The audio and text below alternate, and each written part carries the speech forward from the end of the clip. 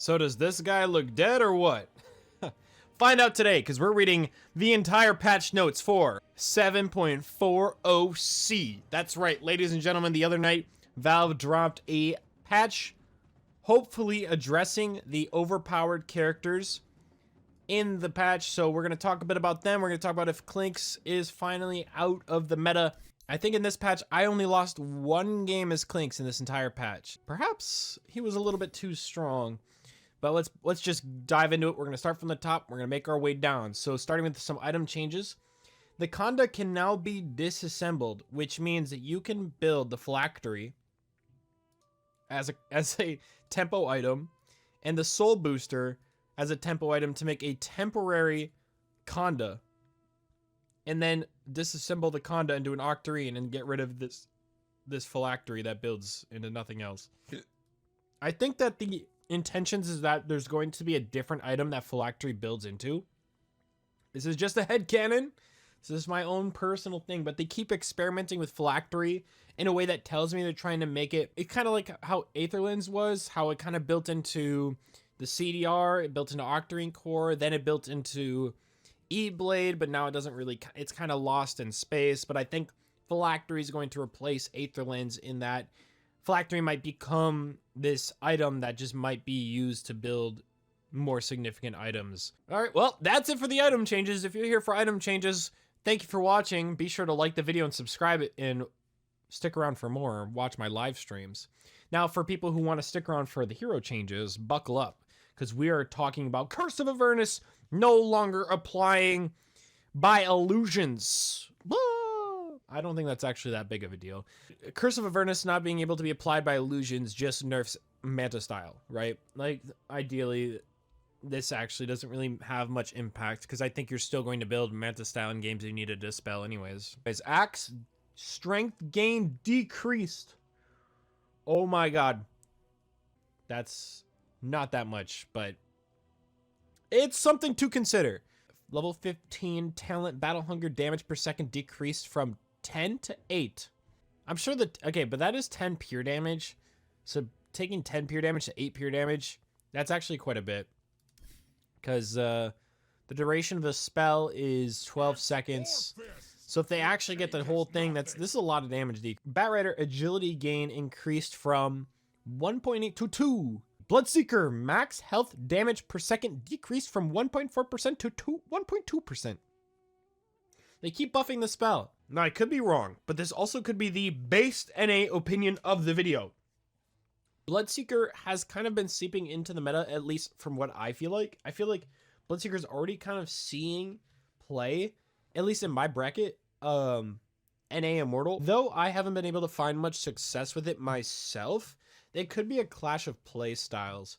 Though the Bloodseekers I've been playing against feel already invulnerable, and they feel like they do so much damage already. So you got a buff to Blood Rage, HP, a buff to level 10 talent, and then they nerfed both of his level 20 talents. But I think the nerf to the Rupture cast range is negligible, and it's the stronger talent, in my opinion. Because I think his Aghanim Scepter is super underrated. Okay, so Brewmaster, he got another buff to Liquid Courage and another buff to Drunken Brawler. So he's been getting buffed since 7.4. And I feel like he is strong. Like, it's another kind of like similar to Bloodseeker.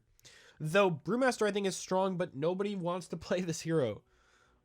It's kind of weird. I enjoy him. I think he's fun. But I also think for the amount of effort you have to put into winning a game compared to like playing Legion Commander, who's also strong, like, it's kind of a no-brainer. Like, but he's getting more buffs. Brewmaster players rejoice. Hopefully next patch they give you guys an animation for your shard and a sound effect or something. It's kind of sad. Broodmother, enemy restoration reduction decreased in necrotic webs. And it's actually level 4 is a huge decrease. 70% to 55% went from I can't heal anything to I'm still healing some. I'm now going to max the spell, but now it feels like it's level 3. And they decreased the max charges, which I'm not sure if that really matters. Incapacitating Bite is no longer applied by illusions. I think we're seeing a trend here, everybody. I think they're just continuing to nerf illusion abilities. As in, Diffusal Blade's no longer applied, now Incapacitating Bite no longer applied, as well as Curse of Avernus. So I think illusions are going back to just being, well, just being an illusion of your hero. And I think that's a positive change for the game state. Level 15 talent, Incapacitating Bite attack bonus decreased. So, little nerf to level 15 talent. So the base attack time reduction during Insatiable Hunger has been nerfed. The level 25 talent that kind of gave you, it kind of felt like a butterfly buff. How butterfly increases your base attack time or decreases your base attacks. The way it works is kind of confusing. So essentially it made your attacks wind up way faster. Base attack time has been nerfed. So from minus 0.2 seconds to minus 0.15. I still think it's pretty strong. Anything you can do to increase your base attack anything, in which case you want to decrease your base attack time for a faster attack speed or increase your base attack damage for just incredible amounts of damage. So any talent that actually changes this, or any item that changes your base anything, generally very strong. And I still think the 1.5 is... Here's the guy we've been waiting to talk about. Skeleton building damage penalty increased from 25% to 75%. And it's no longer buffed by Aghanim Scepter to give them more HP. Now, I think both of these actually kind of redundant. I think if they changed this one and then made this 50%, that would be a genuine good nerf. But I think the 75% and the 1 HP decrease is actually a little overkill. But at that being said, the reason I think Clinkz is so strong, and I talk about it in my video, is not the Skeleton Archers. The Skeleton Archers were just the cherry on top when you get your Aghanim's timing and you just destroy racks. You're just not going to be able to do that anymore. But I do think the hero is still super strong. The hero's real claim to fame is the fact that you can eat big neutral creeps at level 5. Like, you can eat 2 of them. They didn't address 2 things. The hero's ability to gain gold and HP, and the hero's ability to 2v1 pretty much any lane comp. This is like the strongest laner in the game, and they decided to nerf the skeletons. I think if you really wanted to shut Clinkz down from the meta the way he's been destroying it, is maybe change Sacrifice to not give you so much HP, like, at all. Or make it so... Now, I would hate this change because I'm a Drow player, but make it so when you target somebody with a spell attack, such as Searing Arrows, it also pulls creep aggro. That would ruin this guy's entire game. The attack range talent nerfed by 10, whatever. It's still the 25 talent Searing Arrows multi-shot no longer applies to Skeleton Archers. It's still the meta. It's a dark day for Dark Seer, considering he's losing 1 entire base armor. So he's losing about 1.5% win rate. Doom! Mana cost decreased on Infernal Blade by 5 mana. That doesn't sound like a lot, but if you're running off of like a Basilius lane and you're just kind of like playing off your mana regen, this means you can kind of spam Infernal Blade just a little bit more. Marksmanship chance decreased on Drow by an entire 2%. I'm a Drow player. I usually grab the marksmanship chance because chances are... get it? It wasn't even a joke. Chances are the carry you're playing against is also agility and will be building a butterfly. And if you get marksmanship chance, even this plus 8%, it's going to be stronger than getting an MKB. So it frees up your slot that you would normally... I mean, unless MKB is just genuinely good. Like, if you're up against a PA, you can actually make a solid argument for MKB over this. But if it's just like a butterfly or somebody with like a radiance, you're better off just getting the marksmanship chance. But the multi-shot wave is very tempting because it does a lot of damage. And then when you get the shard, you do so much damage. Earthshaker, mana cost decreased. This is just a change that's relevant to support Earthshaker. I'm just going to say it. Support Earthshaker's been dead for a while, and it's kind of sad because support Earthshaker is a lot of fun. If you're an Earthshaker player and you're waiting for buffs, get used to this, okay?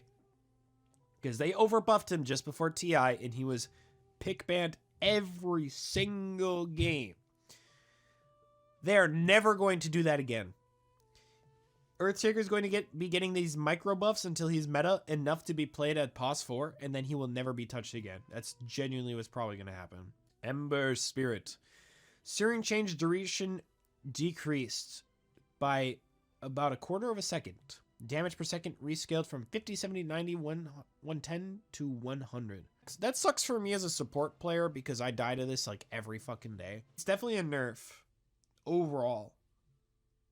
But the increased damage of the first two levels by 50 and 30 damage increase, level 1 and level 2, will be felt, I think. Definitely especially when securing the range creep. I've seen Ember Spirits use Searing Change to secure range creep and maybe even get harassed on the enemy mid. Very strong for that. But the overall duration is always going to hurt. Grimstroke base damage increase. Hallelujah.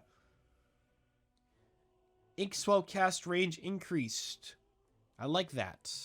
Early level increased. Even though, I'm going to be honest with you, early level like this, you're very rarely casting it on a teammate, especially if you're a solo queue guy like me. You're typically just kind of doing the, if you want something done right, you got to Inkswell yourself. Okay, Inkswell movement speed increase. So nice. Little buffs to my boy Grimstroke. Gyrocopter. Base attack speed decreased. Okay, by 10. Base agility gain increased. So you're going to get more agility towards the end of the game, but the minus 10 base attack speed does hurt the laning phase quite a bit. Level 25 cooldown reduction increased. Oh, so you get more cooldown reduction. 20-second cooldown. That's crazy. If you told any hero, hey, your ultimate ability is on a 20-second cooldown, that's an insta-pick. They're like, oh shit, no way. Huskar's Cauterize Facet cooldown increased by an entire 10 seconds. If you're a Dispel enjoyer, this one hurts you the most. They're reeling it back a little bit on the Cauterize, but every 30 seconds is pretty damn strong. Right, Jakiro. Base intelligence decreased. 2 heads just got a little bit stupider. Ice path duration decreased from 3.5, 4, 4.5 to 2.6, 3.1, 3.6, 4.1. And I think that's fine because people have been running the damage facet anyways. People realize how good this facet is for trading. And people are even recommending you level Liquid Fire, which I'm going to tell you right now, little PSA, do not level 1 Liquid Fire. You're trolling. Whoever made those guides to tell you to level 1 Liquid Fire, they're trolling. They don't play the hero. They're legend, by the way. Largo. Out of the captain's mode. Let's go. Intelligence gain increased. So they buffed him. Damage per stomp increased. Amphibian Rhapsody now can be toggled while silenced. That's huge. I was literally telling all my friends about how I love playing Drow into Largo because silence ruins this hero. And now he can untoggle it. Very good news for Largo players. These are some great buffs. Legion Commander. Scepter dual duration decreased by a half a second. That's going to be felt. As a Legion player myself, I'm going to feel this change. Lone Druid. Base agility increased on the hero. We're talking about the hero himself. Damage at level 1 increased. Savage Roar duration increased. Level 25 talent slow resistance during true form increased. Spirit Bear. Roots and leashes will now interrupt returns channeling. Nerf. Return nerf. Durations increased on Savage Roar the same. So few buffs. Return micro nerf. I call it a micro nerf because I think roots and leashes should interrupt a teleport anyways. Right? It's kind of like, it was just a Spirit Bear thing that didn't make any sense, but now works just like every other TP channel. Meepo, Mega Meepo. Poof damage factor per additional Meepo decreased from 75% to 50. Great. Mega Meepo is my least favorite spell in Dota 2. Talent poof damage decreased. Ransack health steal decreased from 8 to 7.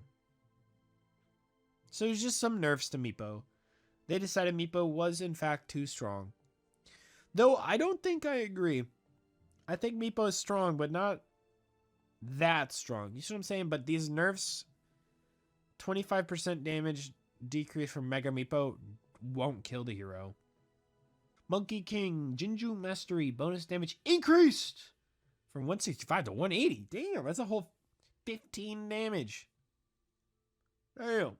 Talent Primal Spring max damage increased on the talent from 85 to 90. I mean, 85 was kind of a weird number, I'm going to be honest, so 90 makes sense. Nature's Call treant damage increased from 16, 24, 32, 40 to 16, 25, 34, 43. They keep buffing this spell, but it's still, they don't want it to be what it is. And what it is a really niche pushing tool that 90% of the time feeds XP and gold to your opponent. You used to be able to get away with leveling this early to jungle and to do all sorts of things like push towers, but that was back when they didn't give much golden XP. And the game wasn't as figured out as well, where having a level over your opponent could just win you the game nowadays. And Nature's Call is weird because you don't really need Nature's Call to jungle anymore. You end up doing more damage with Sprout over time. And the cooldown at early levels is so high that you don't want to use it to jungle at like level 2. But if they do buff it to make it so you can jungle at level 2, we're gonna have the issue that we had early in Dota, where people just, instead of supporting, they just jungled, and it kind of ruined the game for a while. You could argue otherwise, but I think jungling at early levels promotes like this weird playstyle of like not quite supporting and not quite coring either. So they're afraid to do that for good reason, but this spell will just forever be ruined because of it. And I think instead of trying to make Nature's Call work, they should probably just rework the hero. Global Teleport's gotta go. The map's too big for a spell that strong. And Nature's Call's gotta go because it just doesn't work anymore. Pangolier, base strength increased from 19 to 20. Fortune favors the bold. Chance reduction increased. Got you. So he's got that AoE random proc reduction. So now it's 40% chance to ruin your random proc to 50% chance to ruin your random proc. They're trying to make this guy work, but from what I can tell, it ain't working, dude. These win rates are abysmal. Phantom Assassin, level 10, Stifling Dagger cooldown, reduction increase, so you get even more daggers, so makes the dagger talent still stronger. PL, min damage at level 1 decreased. Great, PL is just too strong. Mana cost increased. Nice. Simple nerfs for a C patch. Letter patch makes sense. Simple nerfs. Pudge meets shield, mana cost increase. Ringmaster, base agility decreased by 2 points and agility gain increase. So another similar story, but this time to an intelligence hero. Last time it was a universal hero that will feel the damage too. So Ringmaster's agility is fucking trash. Holy shit. Gaze and know true wonder. He's got 11 agility. Wow. No attack speed for this guy. Whoopee Cushion, Stink Cloud radius increased. Carney Classic still looking strong. I like my unicycle way too much to change though. Rubik, telekinesis cooldown decreased. Very nice. Shadow Demon, Promulgate. Health loss decreased by a couple of percent at level 4. You're not going to feel it early game, but you're going to feel it late game. And you don't feel this spell early game anyways. You do only feel it late game, so it got a late game nerf for when the spell's actually good. I've been running the other facet anyways, so I don't really care about this. Slardar, strength gain decreased from 3.6 to 3.4. Level 15, talent health decrease. So they just decided his HP was just a little too strong. Saltwater Shiv on Slark. So Saltwater Shiv, being probably one of the worst spells in the entire game, just got a bit of a buff. And I still don't really know if it's that good. Spectre, strength gain decreased by 0.1. Level 20 talent health decreased from 350 to 325. Level 25 talent all Spectre illusion damage decreased from 20% to 15%. So they nerfed this hero's late game potential by quite a bit of damage, because that was definitely the strongest, one of the strongest level 25 talent in the games, and 5% decrease is kind of nuts. Conjure Image on Terrorblade, mana cost decreased from 55 to 50, and late game loses a 5, so 5 mana cost decreased. Sunder cooldown decreased on the earlier levels only. First level by 10, second level by 2, or by 5. Second level by 5. Demon Zeal no longer affects reflection illusions. So this only applies to his Manta and like illusion rune illusions. That's kind of crazy. That kind of ruins this talent for farming like early game, I guess. You can use it to farm with your Manta illusions, but like I don't know. That's such a weird change I would have never expected them to make. But I'd have to try it to tell you if I think it's really that bad. It feels like it will be, but we'll see. Level 15 talent reduction slow damage increased from 10 to 15%.